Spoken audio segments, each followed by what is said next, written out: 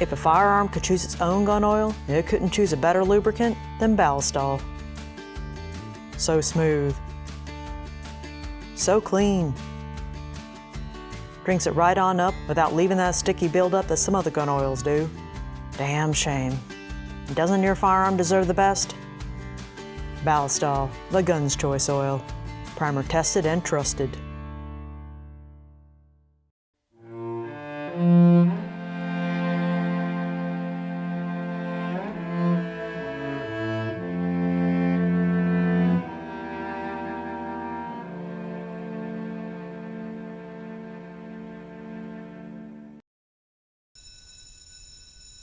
Hello class, I'm your professor for this lesson, Professor Gruffudd.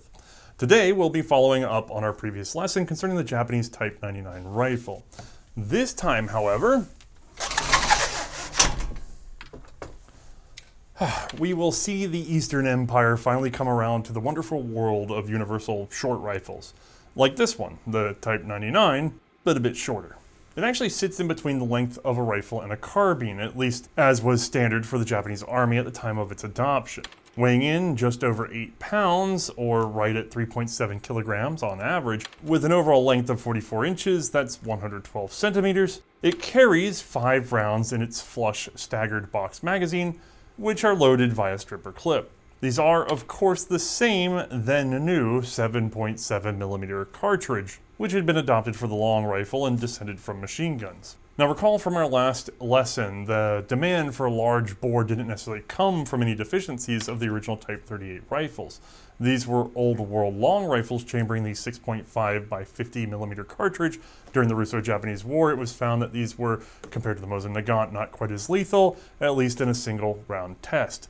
However, a little extra killing or maiming power per individual bullet fired from each rifle on the line just wasn't considered a major concern, especially when the solution would affect other considerations with ammunition weight, recoil, muzzle flash, etc. What did keep the cartridge question going on was the need for a more effective machine gun.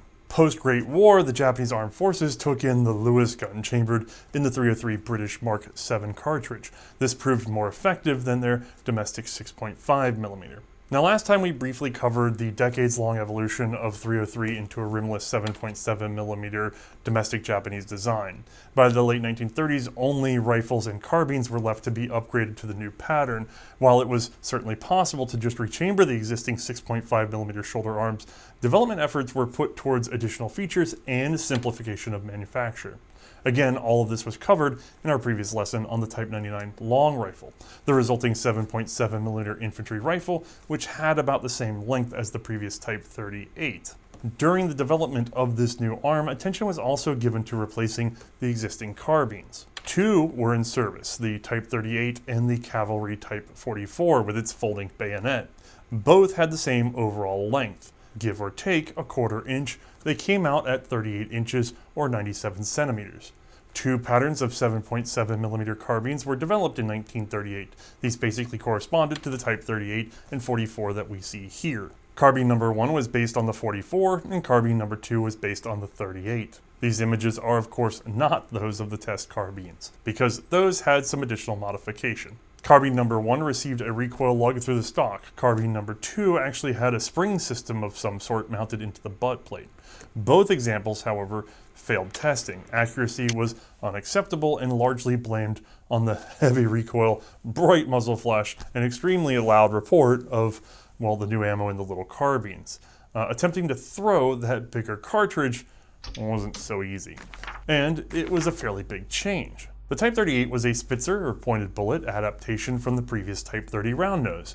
Both had been developed to allow for long-range flat shooting, low recoil, and lower weight overall, allowing soldiers to carry more rounds. 6.5mm round nose cartridges had been briefly popular for all of these reasons, and at the expense of some terminal performance characteristics, along with maintaining stability through foliage and light barriers. 7.7mm sits in a more common class of cartridge, closer to 8mm in diameter. These had initial disadvantages that were overcome by the Spitzer bullet emerging around the turn of the century. Now the larger bores were almost as flat shooting and kept their other advantages. If I lay the Type 38 cartridge data over top, you can see what led to heavier recoil and worsening muzzle flash. Avoiding both of these had previously been the pride of the Japanese infantry. So the little carbines had to change, and this is a pattern we saw repeatedly throughout other nations even before the First World War. The British Lee Enfield went from carbine to short rifle in 1904. The German Mauser Carabiner 98 became the short rifle Carabiner 98A in 1908. However, in America, the Krag-Jorgensen long rifle and carbine were both abandoned for a new singular short rifle, the Springfield 1903.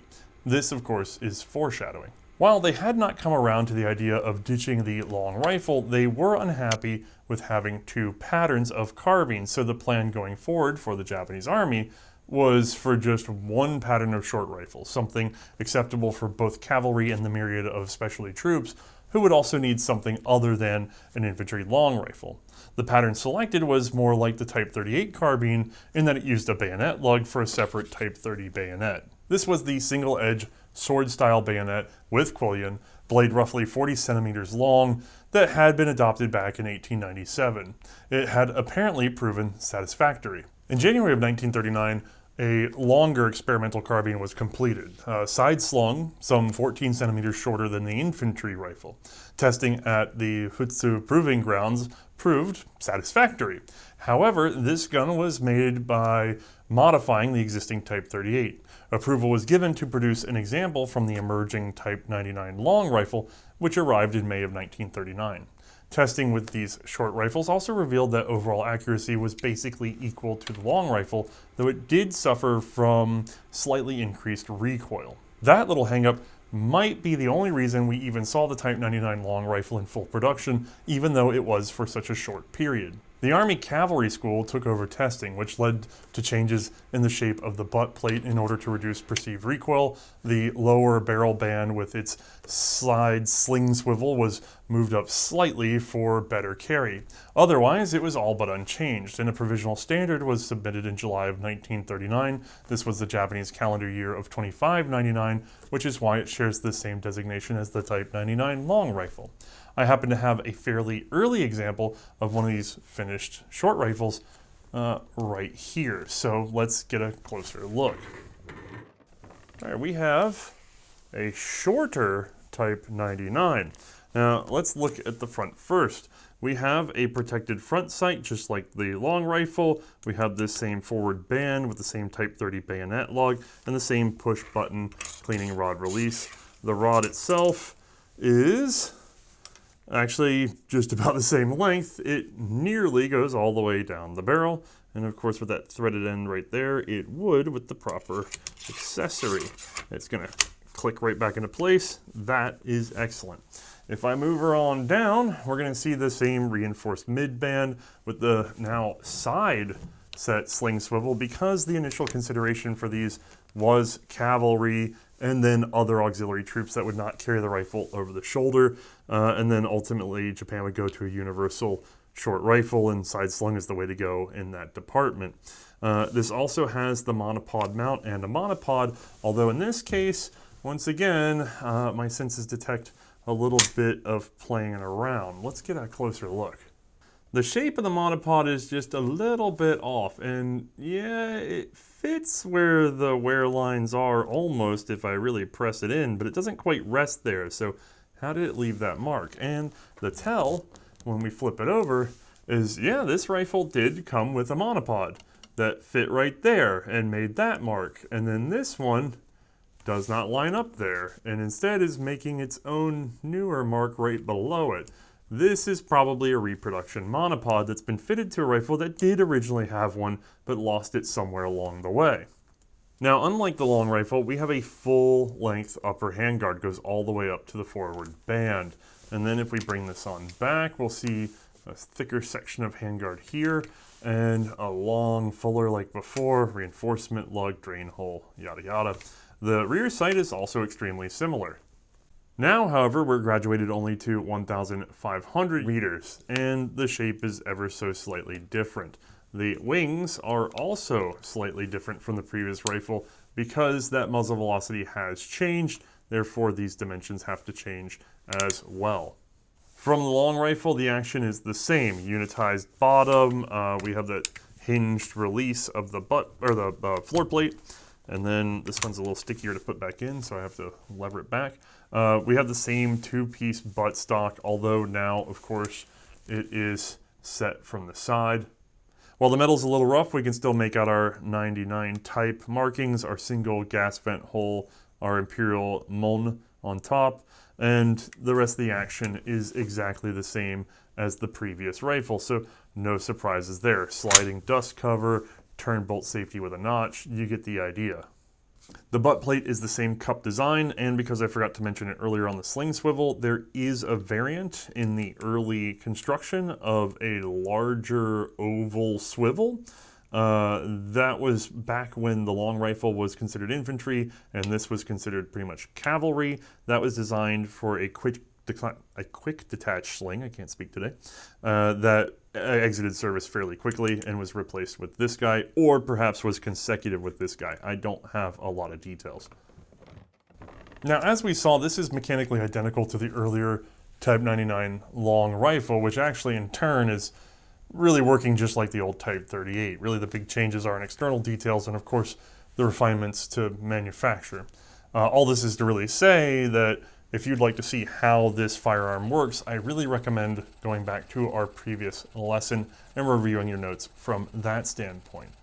Now, that just means that for the moment, it's best for us to go ahead and turn our attention to a short film featuring our TA May demonstrating the Type 99 short rifle for us.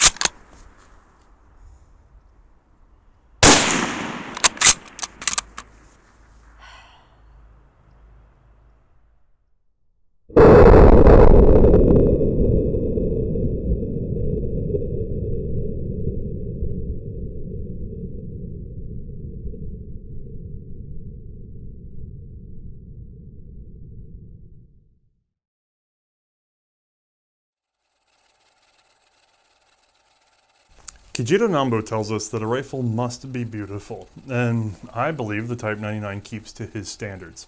Alright, we have our short rifle, now we just need to produce it, which is where things get really nebulous, at least if you're just coming into this thing and trying to read all the collector's magazines.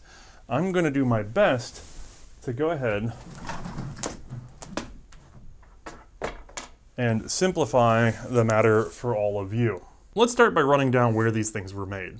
Nagoya Arsenal's Torimatsu plant was set in a town now consumed by the city of Kasugai, along with Toyo Kogyo, a subcontractor to Kokura located in Fuchu City, Hiroshima. Both of these original Type 99 long rifle factories transitioned to short rifle production around April of 1941. At about the same time, Kokura's internal second factory began production as well.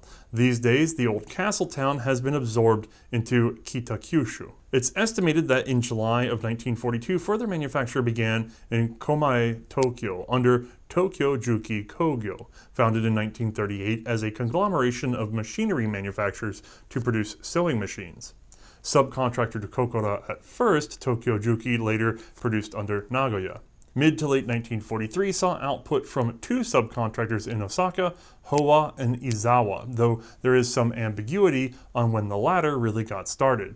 Izawa had previously made training rifles and moved on to producing parts of the Type 99 before finally taking on the whole rifle. Both factories worked under Nagoya. Kokura apparently managed a second smaller factory in Kasuga, though I don't believe it received its own emblem. This added to production late in 1944.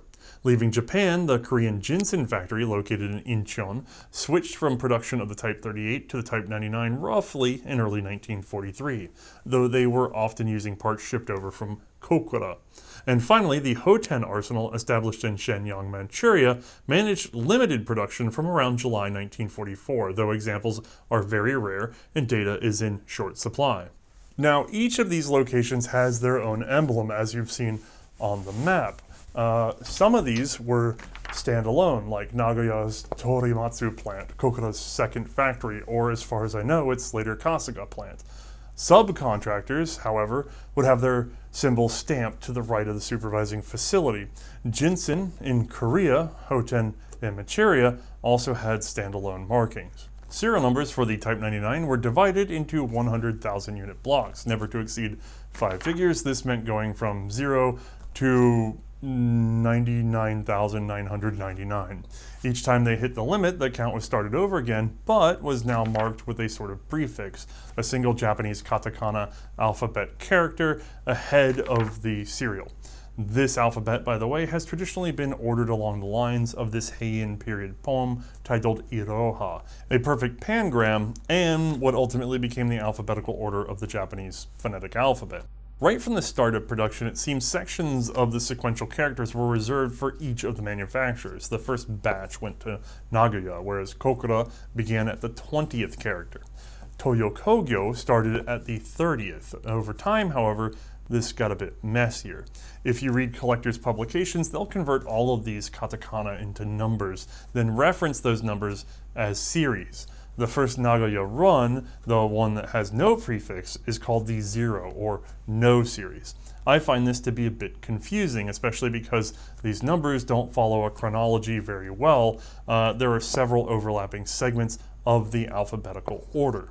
So, some 12 years ago, before C&Rsenal went to video, I sat down and hammered out a chart that would help myself and others quickly decipher which factory produced a Type 99 rifle, along with an estimated date range based on Don Voigt's extensive research. I've gone back and checked that document and made some minor corrections based on the currently available data, and it allowed me to give you guys this. For students, this is of course provided in your study guide for this lesson, which is good incentive to join us over on Patreon.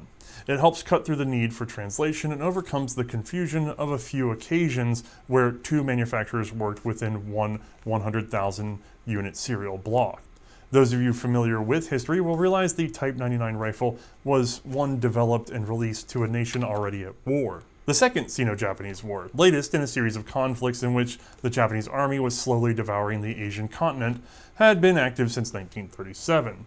Though border conflicts were not uncommon ever since Japan had taken Manchuria back in 1931. At the time, this was a conflict the empire was handling quite well, but the scale of the matter was about to change.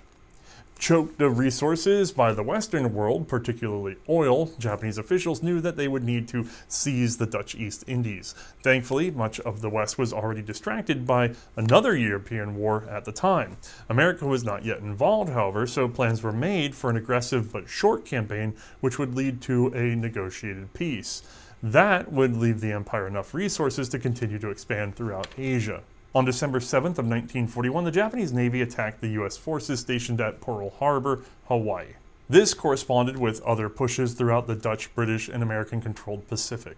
This expansion of the conflict essentially divided the Japanese forces into two separate campaigns, the original in China and a series of scattered actions across the islands of the Pacific. The Type 99 had no hope of completely displacing the Type 38 at this point, and it seems for the most part the older 6.5 rifles were sent to fight in mainland China. Production of the Type 38 therefore remained ongoing at various facilities, with Hoten being the last holdout into 1944. Meanwhile, the new Type 99 was shoved out towards the war with the Western world before trickling into other regions. That's not to say this was all completely exclusive, but mostly bundling did help ease supply confusion. Now, understanding the Type 99 short rifle as a weapon of war is actually a bit difficult. We do know that Japanese soldiers generally found the recoil and muzzle flash to be unpleasant. And while we know the Type 99's recoil is fairly standard for that era, they had just come from one of the mildest shooting rifles to ever see combat. The earlier 6.5mm rifle had been especially prized for giving away very little information about the shooter's position. The Type 99, however, was much more bold when it announced itself throughout the Pacific in active combat. Other than this, however, I don't know of any complaints, though it's not like the soldiers had much of a choice. Japan's two-front war immediately taxed their already meager resources. The shortages were apparent long before they arrived. All the way back in August of 1939, a prototype rifle was actually produced at Izawa Firearms Manufacturing Company. This was a firm specifically founded to provide training rifles for Japanese school children. Training rifles used inferior metal and fabrication, as they were only meant for drill or, at best, blank fire training. Live ammunition was not to be used. Izawa was asked to produce a substandard Type 99 just in case it was needed. Apparently the first test used a mechanism other than a clone of the service rifle. This was rejected and a true clone was made, though of inferior quality metal. This was ready in August, which leads me to believe that even as the Type 99 was still in final testing, they were already considering a downgraded version just in case. Apparently it held up quite well, though one of two Airsats wood stocks, namely the Beech, was prone to deforming under 1,000 rounds. The rifle as a whole, exceeding 3,000 rounds, would be deemed acceptable in case of need for an emergency production.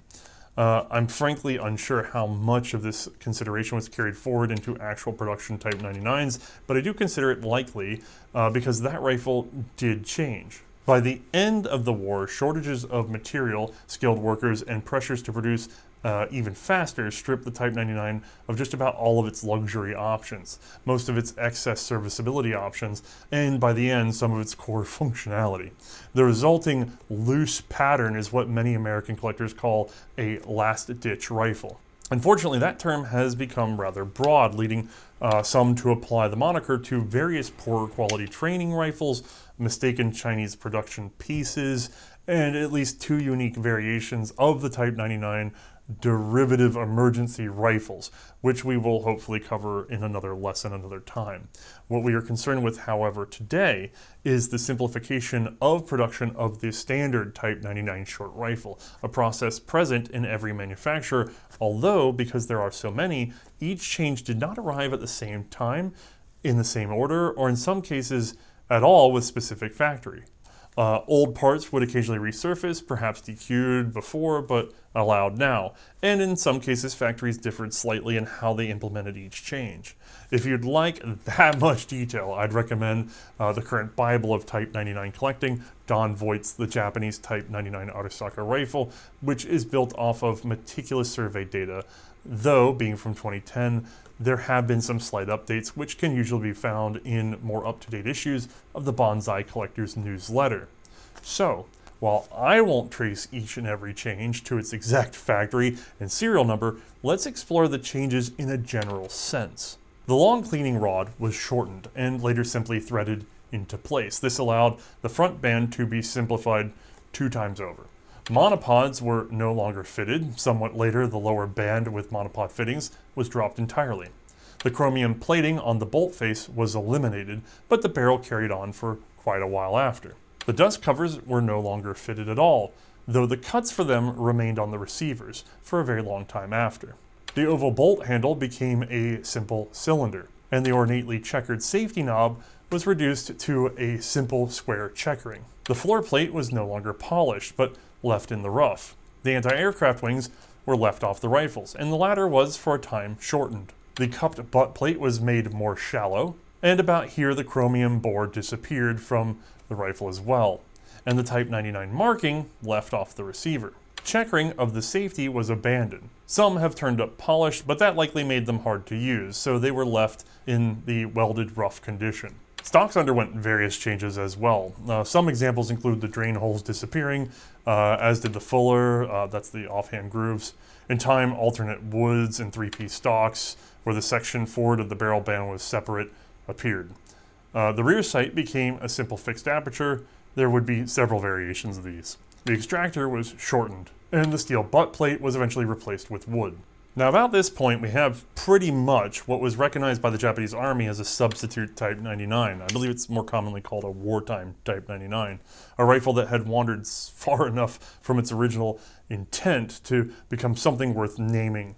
I also suspect this was about the time that the metal quality slipped. While we don't go into deep looks at accessories, the bayonet was adapted as well.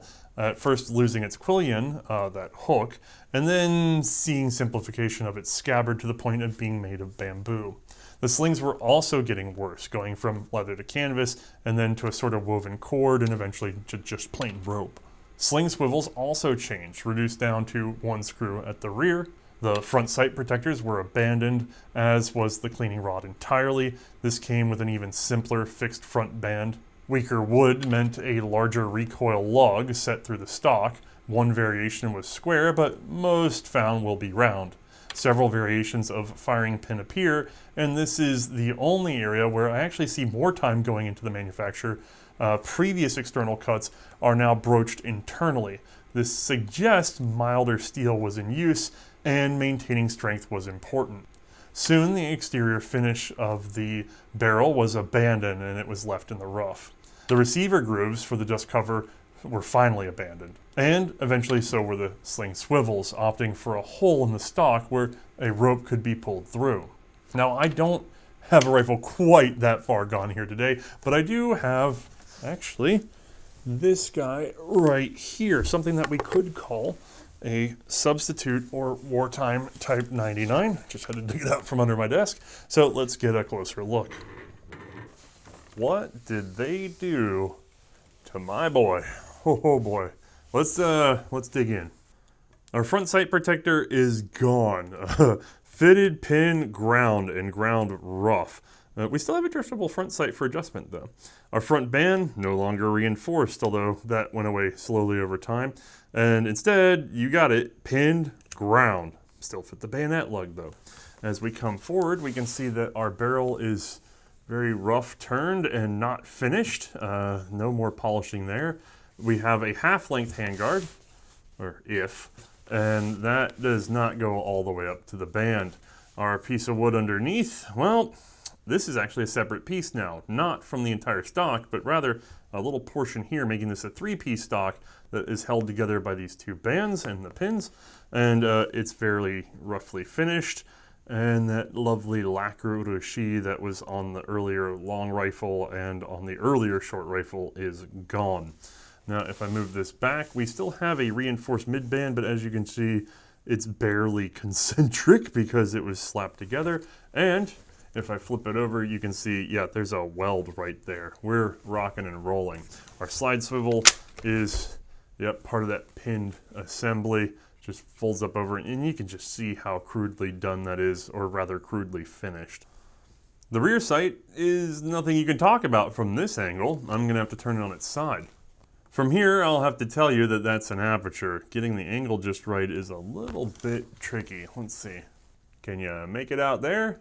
That's just fixed for 300 meters. The rest, you can guess. Our recoil lug is huge, probably because the wood is so poor of quality that cracking was becoming even more common. So yeah, we'll just get all the extra reinforcement and distribution we can. The receiver is obviously very rough finished, not quite as bad as the barrel, but pretty far up there. And our floor plate is the same. As a matter of fact, it's pretty much left as cast and stamped out in terms of the rest of this, and then just painted over quickly in order to hopefully prevent the worst of the rust. It does work the same though. I can pull on our latch and it's still hinged in place with the simplified follower, so at least that much is still very nicely done. And honestly, in a lot of ways, nothing about the doctrine of how to use this rifle has changed. Well, other than cleaning. I forgot to mention, there's no cleaning rod and no provision for one up here. Our rear swivel is now held in by a single screw, and this wouldn't be the worst of it. Later examples just have a hole through the stock for the rope and no swivel up front. The butt plate is wood, which might seem insane, like why put a wood butt plate on a wood gun, but there's a couple reasons for that. One, it's still this two-piece stock at the rear, third at the front. So you need to hold these together in their dovetail, some of which is being accomplished through the tang here, but at the rear, we need the butt plate to do that. This is done, by the way, with nails. Hopefully you can make those guys out. That's utterly wild. Another reason for this to be in this position is the grain boundary is in a different direction. Having the grain linear to this recoil is not a good idea. It's going to cause splitting. Having it opposite, well, yeah, there we go. That'll at least prevent the worst. And to be fair, it did. This gun's not breaking up. While all the drain holes are out of the stock, there's still a gas escape hole in the receiver. The Mullen is still marked, but that Type 99 is gone. No point in doing that. In this case, this must have been surrendered at some point. You can see it was hastily notched by whoever had it while giving it up. While this rifle was never issued with a dust cover, it still has its groove, which I find to be very unusual. I'm not sure this was something that was overlooked, or perhaps they thought they'd be able to get back to it one day, or maybe there was some order that, hey, under special circumstances, some units are still going to need to fit a dust cover. I'm really not sure. No documentation has come forward. We just know that it stuck around longer than it really should have. The groove, not the cover. Now, if I go ahead and pop the bolt, in addition to being very roughly finished, it has a cylindrical handle that's very easy to chop out on the machine. If we look down, we still have the same locking lugs, the same extractor. They're fairly poorly fitted by comparison to the previous rifle, but it's all there. Now, of course, the chromium plating is no longer on the bolt face, and if I flip it over, our once oblong milled gas hole has just become a simple punch-it-out drill hole, but it still is a safety vent. We also still have our notch for our out-of-battery safety. At the rear, the previously beautiful finish on the rear of the safety has been done away with. At first, this became a plain square checkering that was faster to do than the radial checkering, and then it just became the weld. Now, there's nothing different in terms of construction between these two, because this was assembled by welding just like that. It's just that they ground it off smooth, and then rounded it over, and then checkered it out rather beautifully. They just skipped all that on this one. So in a way, this is like seeing an unfinished example of this. While I have these two guys next to each other, take note of the extractor. It was significantly shortened, again, to conserve every little bit they could. Disassembly works just the same as before. If we push and turn, we can pull this guy out. And in this case, the firing pin is just as it was in terms of its cutout. This, however, would change. Later examples actually no longer have this groove on the outside, and they've returned to being pulled from within, which is actually a little slower, I believe, but probably necessary in order to conserve what strength was available on the worsening metallurgy. Now, you might think that the little last-ditch rifle was completely unsafe to shoot. However, despite all of these changes, the rifle as is remains serviceable. Its expected round count, however, is just much lower. This one doesn't seem to have been used very hard, so May went ahead and put a few more rounds through the bore.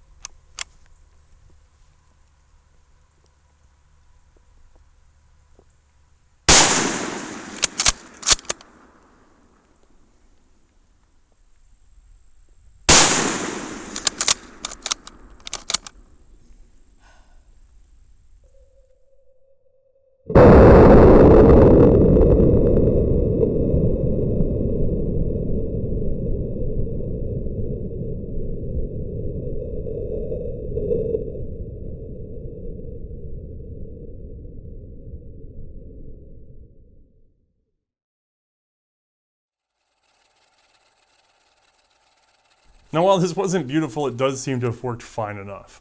Despite its decline, the Type 99 was produced throughout the war. The official surrender was September 2nd of 1945, meaning production was all but done at the end of August, at least for most facilities. While we don't have fine data on every producer, at least 2 faced unique endings to their production lines. Kokura's factory moved to Kasuga in early 1945, but by March, bombing raids forced another transfer now to Hita City. This process was not completed by war's end, so production likely halted before the Japanese surrender. Kokura, by the way, had been the original target for the second atomic bomb, with the arsenal complex at its center. Weather, however, intervened, and Nagasaki was hit instead. Toyo Kogyo might have done the opposite of Kokura. It's possible production carried on after surrender, as a very late series has been noted with no imperial crest nor prefix and lacking the Kokura inspection mark. These mysterious rifles could have been some truly last-ditch production or an attempt to manufacture for a specific subsection of the armed forces. To date, no answer has been found. So that leaves us with our chart as it stands, built on various clues and tentative assumptions. I've already updated it once in 15 years, so I'd be happy to do so again another day. Students, by the way, don't bother squinting too hard because, again, this will be in your study guide.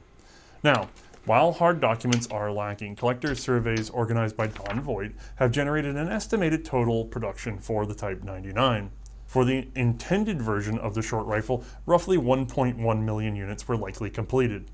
Substitute production is estimated at 1.3 million rifles, for a total of 2.4 million. Now, these numbers don't necessarily reflect what's available in the collector's market today. Most of what we see from the Type 99s in the current market are pieces that were brought home as trophies or much later imported from China. In both cases, only the strongest tend to survive, so we actually often see fewer of the substitutes than would be represented by actual production. Heck, Ho-10 production wasn't really unearthed until those Chinese imports started coming over. Now, some of you are more interested in Japanese bolt-action rifles and are probably wondering why I haven't mentioned one or more rifles that seem to be loosely related to the Type 99. Well, that's because I do not have an example of the scoped 99 here, nor have we had the occasion to train up on and adapt the range to shooting for long range and covering sniper rifles just yet. The rest are pieces we'd like to cover in another episode, a special, if you would, on Type 99 derivatives, but just to run them down, there was a takedown paratroopers rifle known as the Type 2, built on the Type 99, the so-called emergency use rifle, or O, derived by simplifying the Type 99 further than we talked about today, and the Naval Special, another simplification which wisely chose to lock directly into a barrel shank. Post-war, the Type 99 was further modified. Specifically in Japan and Korea, a 30-06 version appeared, but I'll save that variant for another lesson as well, as this one's running kind of long.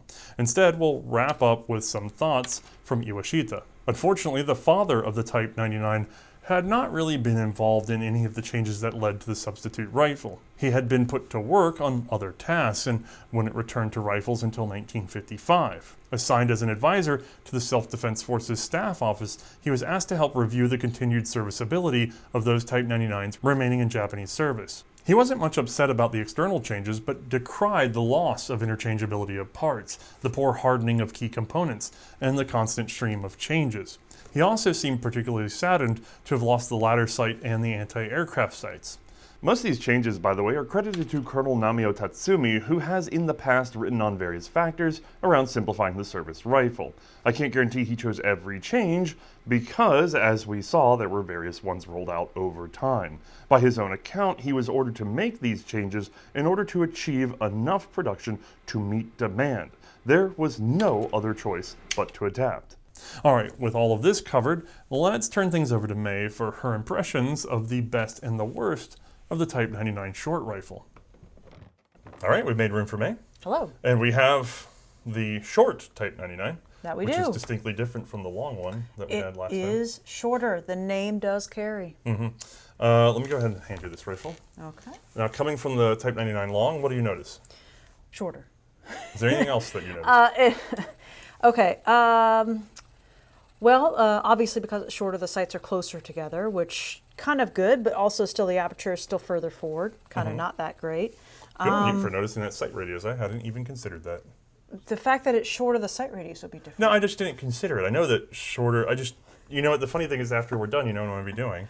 I'm going to be putting this to my shoulder and looking to see if it makes that big of a difference. Actually, put it to your shoulder now, I want to know. Okay, yeah. Does that feel chonkier or the same? Oh, God, that actually does look better. Okay. Huh.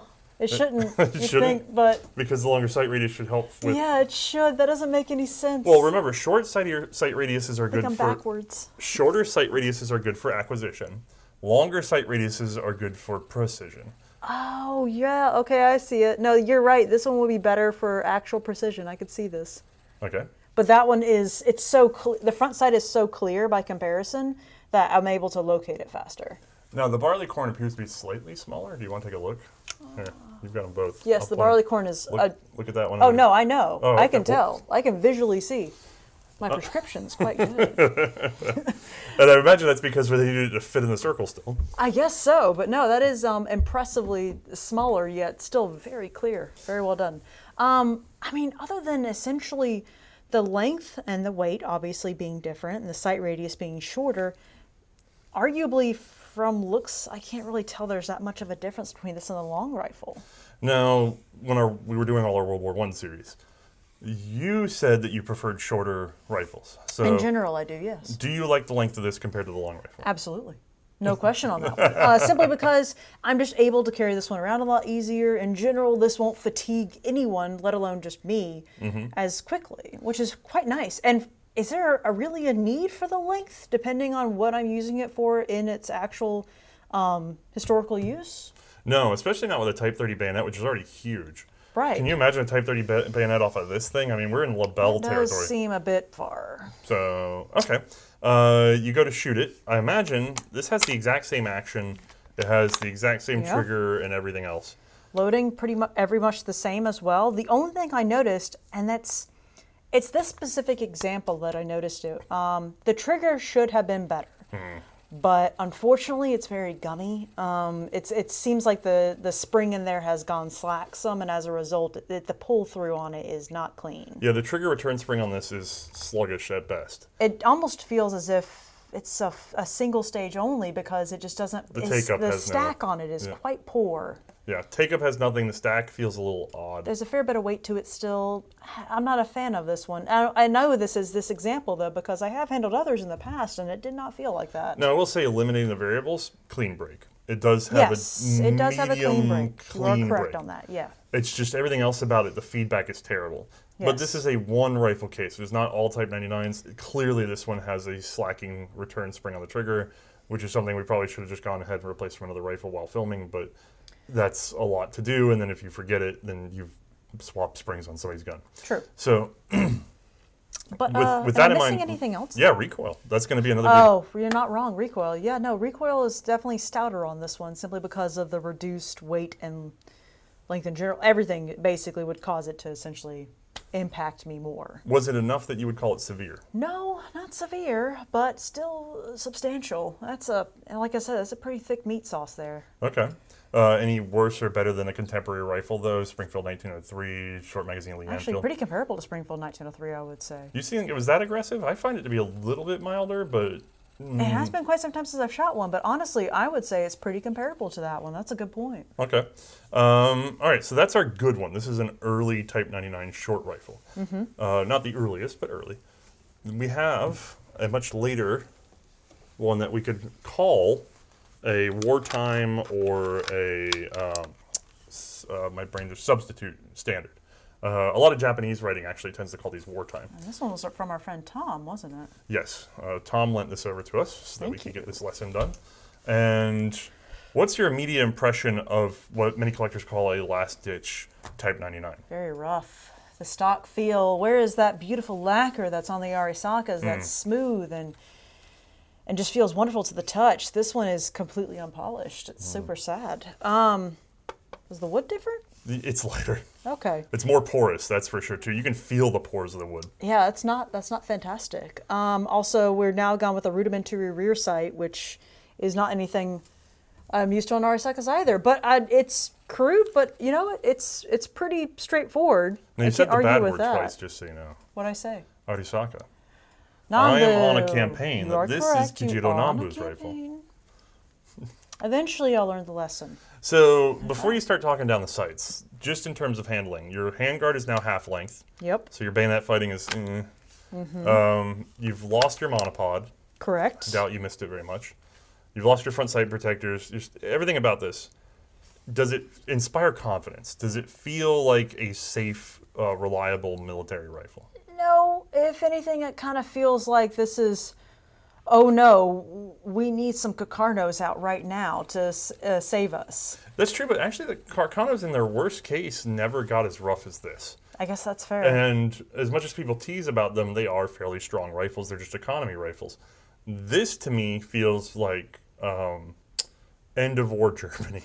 Like, this is the stuff we really start slapping together. And because of the lack of finishing, the metal is probably already lower quality steel, but it also starts to feel like inferior quality, like unreliable quality steel. Yes. Because of the lack of finishing, as a non-metallurgist, from the outside, we judge quality by finish. So there's two scenarios that I would think of if I was a soldier and I encountered this just in the middle of the field somewhere. I would think one of two things had either occurred in that country. Either A, the country had very little funding in general, was a poor, not put well together country, and I think, oh, this was obviously something. That's what they could do. Yeah, that's what they could do. Or B, you know, attrition was a big issue, and obviously they had to pump a bunch of rifles out, and this was the cheaper, easier method to go with. That would be one of the two things I would think of. Well, the answer was both, although not financially necessarily, but just resources. The resources were getting scarce, resupply was hard, and it was best to go ahead and pump them out. Okay. So this is the Airsats Type 99. Now, good to know. if we ignore the quality of the wood that's in your hands, because you can feel that right away. And the metal?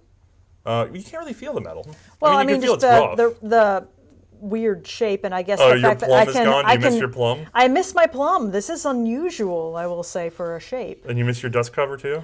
I mean, you know what? The dust covers sometimes can be a little bit clinky. I will say the Arisaka Nambus do feel very good. I'll get there eventually.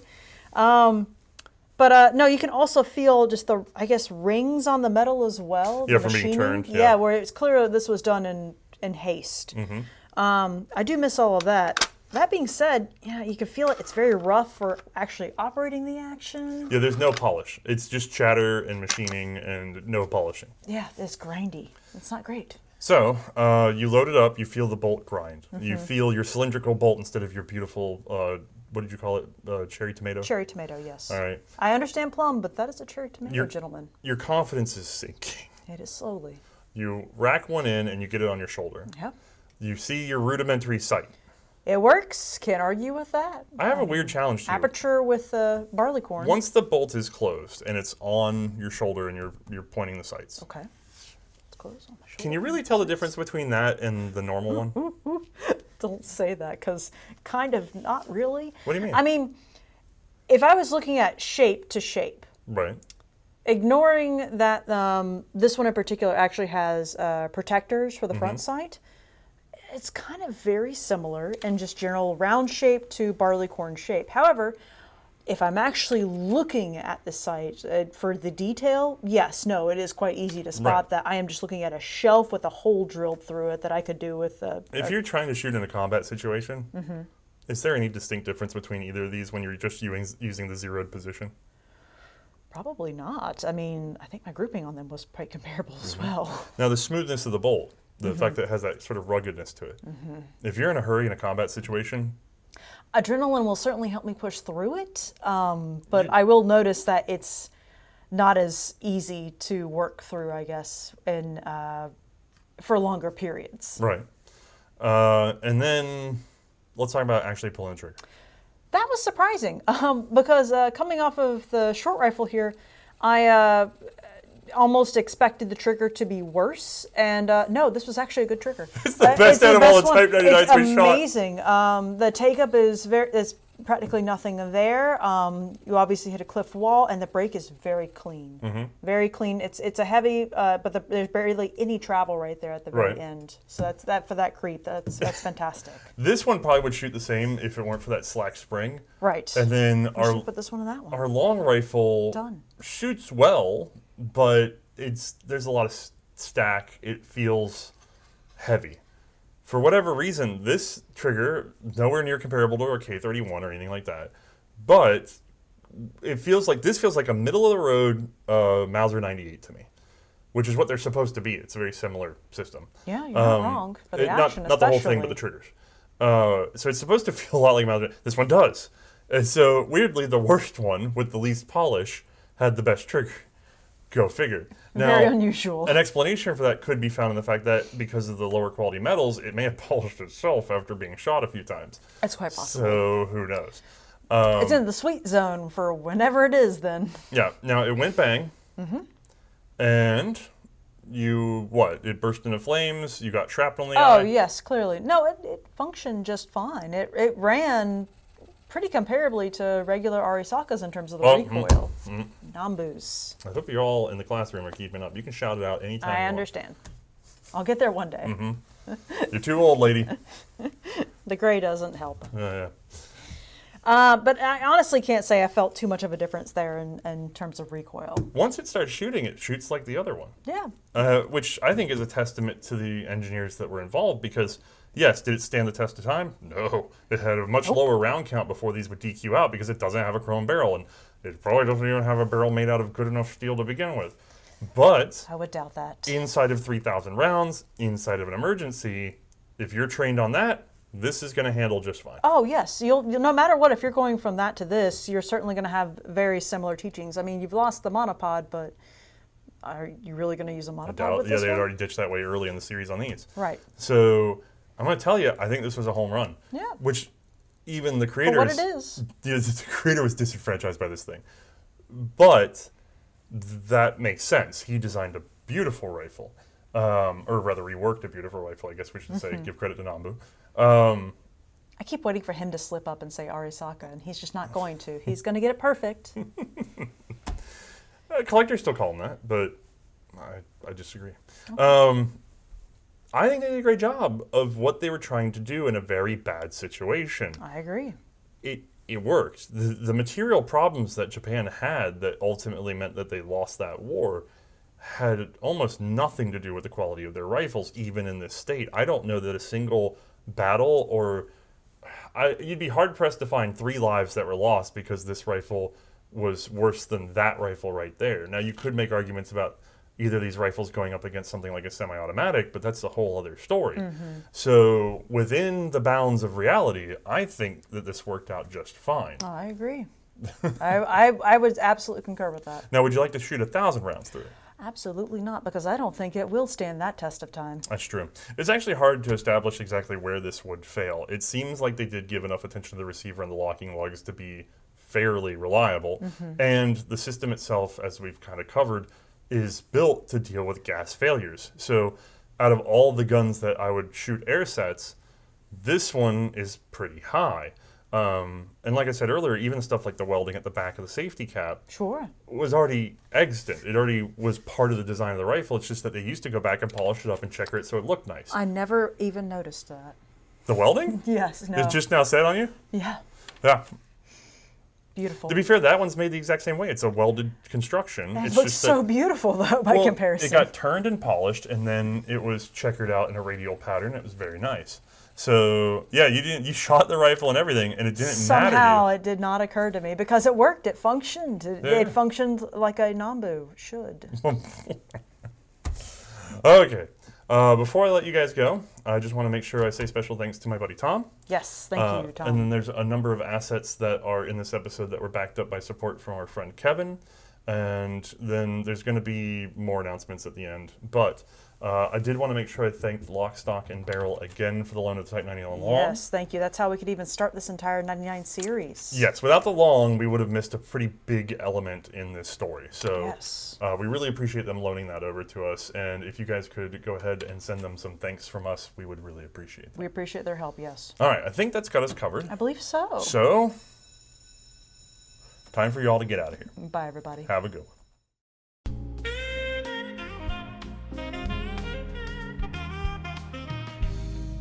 With the classroom empty, I can talk to you, the auditor who is watching at home. Make sure you join us on Patreon or Subscribestar to get access to the student resources. And let's give some additional thanks to the people who contributed to this episode. My friend Wolf put in a lot of work bringing me primary sources and translations. Austin Adichie, a friend of his, helped along with that. My friend Brandon and my friend Tom both provided rifles, and I received additional image support and collector support from our friend Kevin. So I want to thank all of you for chipping in on this one, and we'll see you next time.